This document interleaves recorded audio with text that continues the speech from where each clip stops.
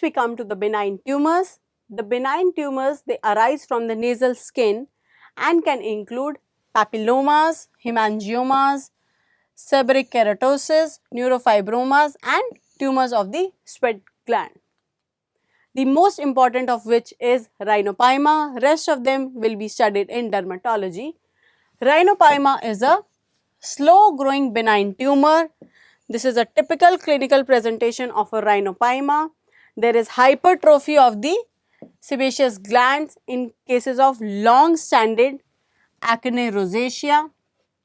It presents with pink lobulated mass over the nose with superficial vascular dilatation. It mostly affects the men past the middle age, and due to large size of the tumor, it causes an unsightly appearance. There can also be obstruction to breathing and vision. The treatment consists of paring down the bulk of the tumor with a sharp knife or carbon dioxide laser, and the area is allowed to reepithelize. Tumor is completely excised and the area can be skin grafted. Next we come to the malignant tumors. The basal cell carcinoma, which has a rodent ulcer, squamous cell carcinoma, which arises from the epithelium, and melanoma. Basal cell carcinoma, it is the most common malignant tumor involving the skin of the nose. This is how it presents like. It equally affects the males and the females in the age group of 40 to 60 years. The common sites on the nose are the tip and the ala. They present as a cyst or a papillopearly nodule or an ulcer with rolled edges. They are very slow growing and remain confined to the skin for a long time. The underlying cartilage or bone may get invaded. This is how it is removed. Nodal metastases are extremely rare. The treatment depends upon the size, the location and depth of the tumor. Early lesions can be cured by cryosurgery. You have to take adequate margins and do a rotational flap when you are removing a basal cell carcinoma. Squamous cell carcinoma or an epithelioma, they are the second most common malignant tumors, equally affecting both sexes in 40 to 60 years age group. They occur as an infiltrating nodule or an ulcer with rolled out edges affecting the side of the nose or the columella. Nodal metastases are seen in 20% of the cases. Early lesions respond to radiotherapy.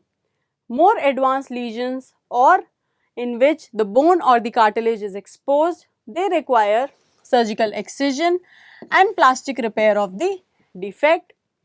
The enlarged regional lymph nodes require a block dissection. Melanoma, it is the least common variety. It is a superficially spreading type or the nodular invasive type. The treatment remains surgical excision. Then we come to foreign body of the nose. This is how children mostly present. Children inadvertently put something into the nose like peanuts, like pomegranate, like balls, parts of the toys. They are commonly encountered in emergency department. They are commonly seen in children 2 to 4 years of age. They can also be seen in adults who are mentally retarded or have psychiatric illnesses. The foreign body nose harbors a potential for mortality if the object is dislodged into the airway. Through the nasal passage, it could go into the nasopharynx, and if the patient is not conscious enough or if the patient is mentally retarded and the reflexes are poor, it can go into the airway. Rhinoliths. The foreign body buried in granulations or firmly impacted, they receive a coating of calcium, magnesium phosphate and carbonate. They are usually present at the floor. They are radio opaque. They can present as brown, greyish nasal mass near the floor. They can be stony hard or gritty if they have been there for a long time. You can get an X-ray for confirmation of the rhinolith. This is how a rhinolith looks like. Due to repeated calcium deposition, this is how it looks like, and sometimes it causes atrophy of the inferior turbinate. This is the septum, this is the inferior turbinate, this is the pneumatized middle turbinate called as the concha bullosa, and this is the maxillary sinus, and this is the ethmoidal bulla. So, this is how it presents like, and this needs to be removed very carefully under general anesthesia. If it is very large, then it can be removed by a lateral rhinotomy. It generally tends to be stuck to the surrounding bone, and thus chances of septal perforation and oroantral fistula need to be explained to the patient.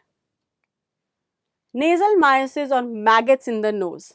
It's a very filthy condition in which the larval form of flies, that is the chrysosomia, are present in the patient's nose. They are attracted by foul smelling discharge such as in atrophic rhinitis, syphilis, leprosy or an infected wound.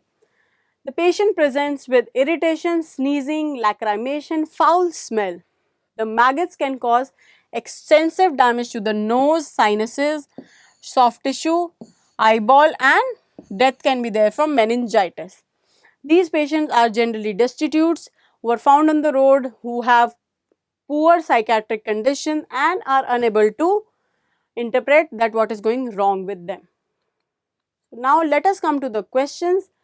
Crooked nose is due to deviated ala, deviated septum, humping nasal septum and deviated dorsum and septa.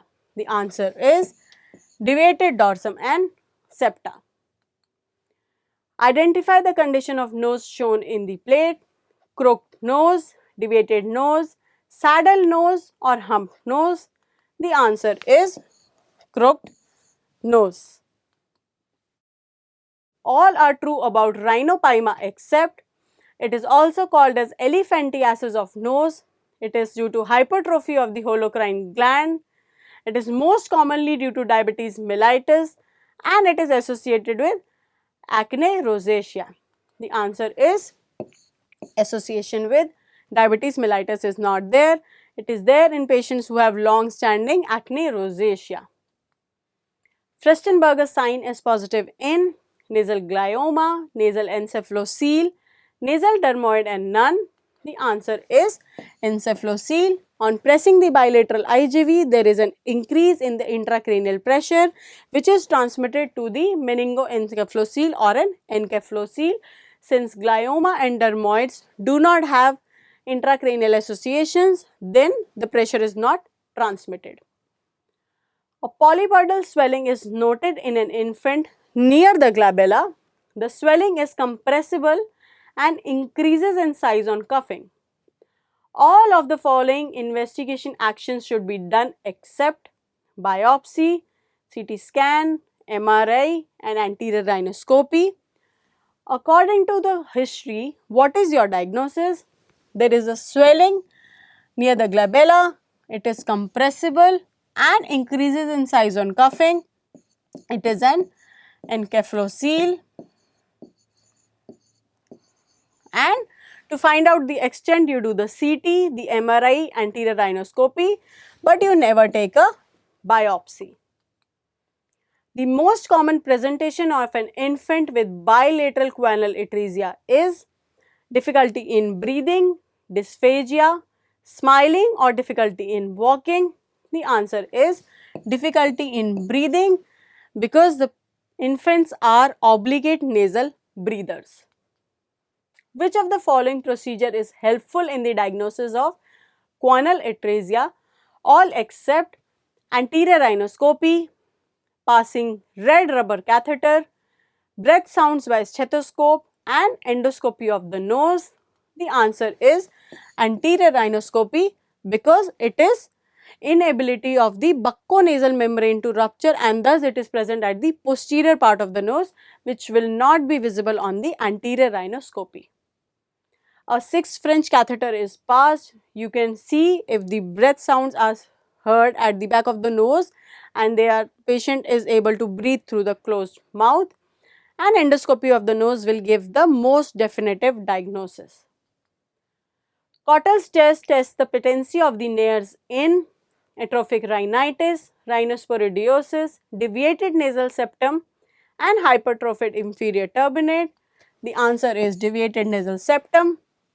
Cottel test tests the patency of the nasal valve area. In this, you pull the tissue upwards, and if the valve prolapse is there, the patient will have better breathing when you pull the tissue upwards.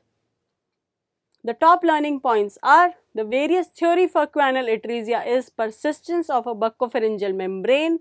They can be bony, mixed or membranous. Mixed is the most common. If there is an inability to pass a 6 French catheter, then it is indicative of guanal atresia.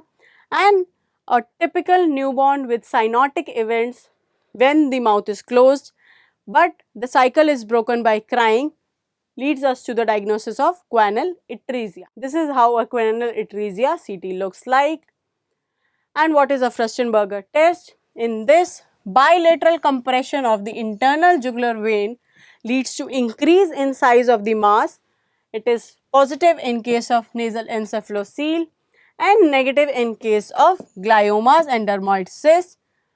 And the nasal encephaloceles also show cuff impulse and are reducible. This is all about the various diseases of the external ear. Thank you.